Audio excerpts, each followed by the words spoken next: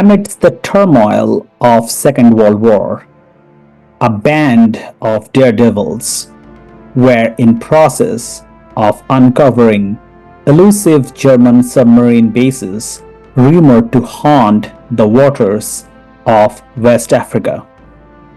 The plot, however, unfolded in the shadows of the Spanish island of Fernando Po, now known as Bioko. This is the premise of the latest movie, The Ministry of Ungentlemanly Warfare, led by Henry Cavill, who played Major Gus March-Phillips, leader of the clandestine operation. The movie is a fictionalized version of the actual events. But what really happened? Here, we will unfold the real events. Welcome to Sapien Analysis. In the annals of wartime intrigue, there lies a tale shrouded in the mist of the Atlantic waters, where the clash of nations echoes through time. It was the year 1941 when whispers reached the ears of British Admiralty, murmurs of German U-boats lurking in the shadowy rivers of Vichy French Africa, their presence threatening like a silent tempest, and thus Operation Postmaster was born. Collecting a band of valiant souls, a daring group of commandos were formed called Small Scale Raiding Force SSRF. They were chosen for a clandestine mission to find the elusive German submarines.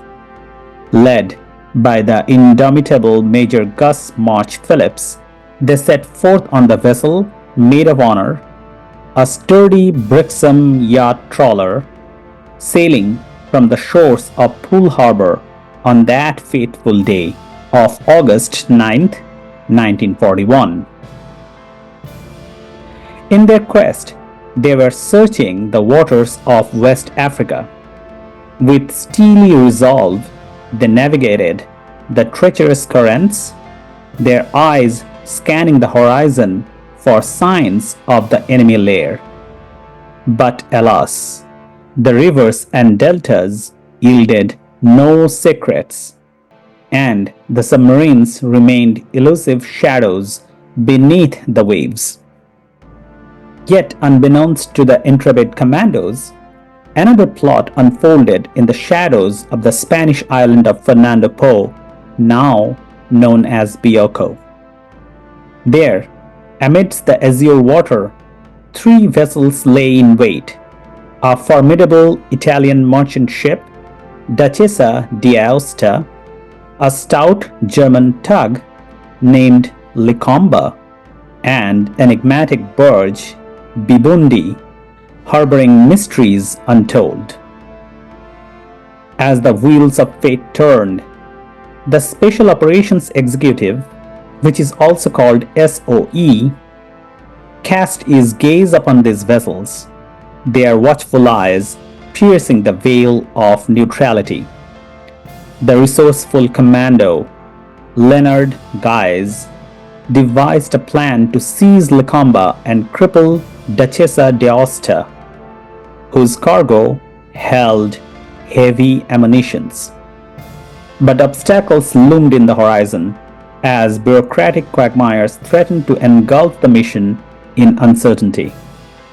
The General Officer commanding West Africa, General Sir Geoffrey Gifford, balked at the notion of support, fearing the repercussions of piracy in neutral waters. Yet, despite the swirling tides of doubt, the green light flickered to life, and Operation Postmaster surged forth like a tempest unleashed. As that fateful night unfolded, SOE agent Richard Lippert persuaded the wife of a prominent German resident of Fernando Po to hold a drunken dinner party for the Axis officers on shore. Meanwhile, two tugs, Vulcan and Nuneaton, led by Major Gus March-Phillips, the raiders embarked on their daring voyage, threading through the darkness towards Santa Isabel Harbor. Under the cover of night, they descended upon their unsuspecting prey, their hearts alight with the thrill of adventure. As Vulcan and Nuneaton closed in, the commandos sprang into action, boarding Licamba and Bibundi with skillful precision. Explosions rent the air. Chaos reigned, yet the raiders emerged victorious, towing their prizes into the embrace of the open sea.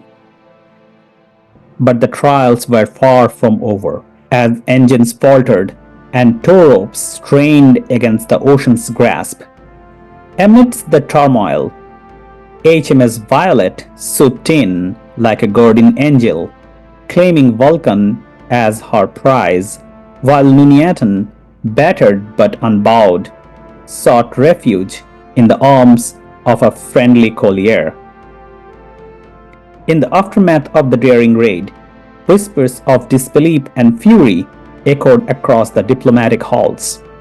The Spanish government cried foul, denouncing the incursion as an affront to their sovereignty. Newspapers and journalists had no idea and were trying to understand the events, as evident by these news clips. Yet, amidst the storm of controversy, the triumph of Operation Postmaster stood as a testament to courage in the face of adversity. And so, the echoes of history fade into the mists of time, leaving behind a tale of daring exploits and audacious deeds, where brave men and women danced upon the razor's edge, defying the odds in the name of freedom and justice. Such is the legacy of Operation Postmaster, a chapter writ large in the annals of wartime lore. The movie is based on the 2014 book Churchill's Secret Warriors, the explosive true story of the Special Forces desperados of World War II by Damian Lewis. The movie is a fictional representation where Major Phillips was indeed a real character, played by Henry Cavill. Other real characters that are part of the mission are Anders Lassen, played by Alan Ritchson. Gus married his wife, Marjorie Stewart, in Westminster in 1942, just a few months after the events of Operation Postmaster. Stewart is portrayed by Isa Gonzalez in the movie, was not part of the operation. Jeffrey Appleyard, portrayed by Alex Pettifer, played a key role in the operation, as did Graham Hayes, played by hero Phineas Tiffin. Ian Fleming, played by Freddie Fox, famed as the creator of James Bond, served as the assistant to Rear Admiral John Godfrey, the director of Naval Intelligence. In his role, Fleming acted as a liaison between the Naval Intelligence and Churchill's Special Operations Executive. Fleming drew inspiration for his iconic Bond character from Major Gus March-Phillips, a figure portrayed by Henry Cavill in the Ministry of Ungentlemanly Warfare.